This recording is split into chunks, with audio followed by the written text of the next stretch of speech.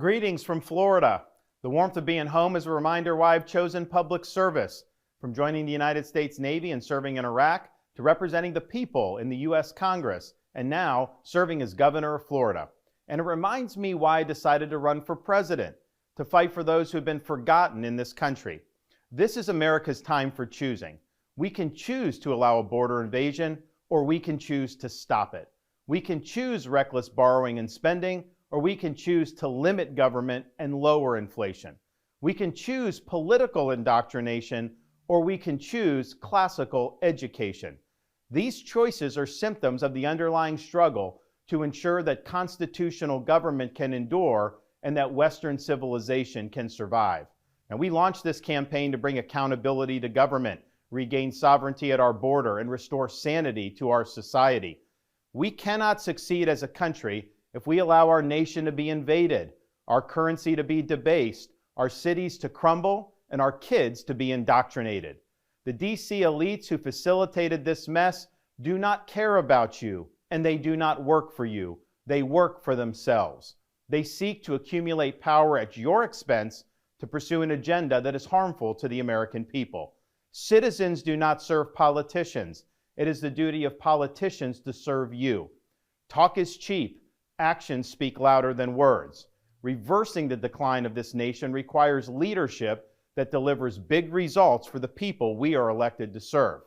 I have a record of leading with conviction, championing an agenda marked by bold colors, delivering on my promises, and defeating the people who are responsible for our nation's decline.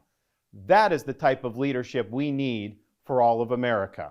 Now, over the past many months, Casey and I have traveled across the country to deliver a message of hope, that decline is a choice, and that we can, in fact, succeed again as a nation.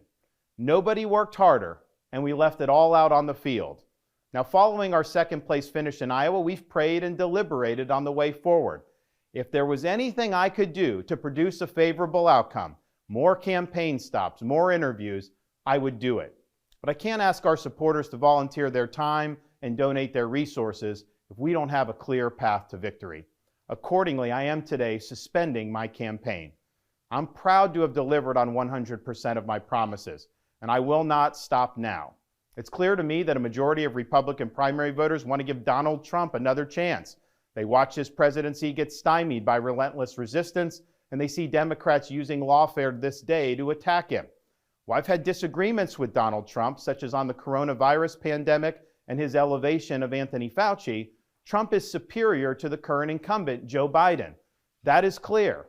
I signed a pledge to support the Republican nominee, and I will honor that pledge.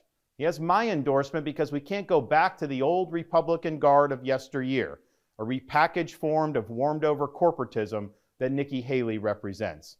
The days of putting Americans last, of kowtowing to large corporations, of caving to woke ideology are over.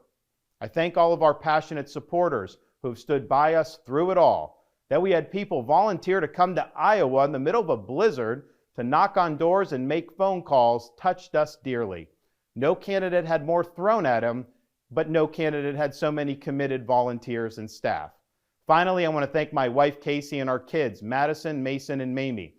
Casey's gone far above and beyond in her support for our campaign and for our cause. She's not only a great wife and mother, she's a great American who cares deeply about the future of the country that our kids will inherit. Our kids have seen and done a lot on the trail, from playing on the famed Field of Dreams baseball site in Iowa to making their first snowman in New Hampshire. They are one of the reasons we fight so hard for what we believe in. Winston Churchill once remarked that success is not final, failure is not fatal, it is the courage to continue that counts.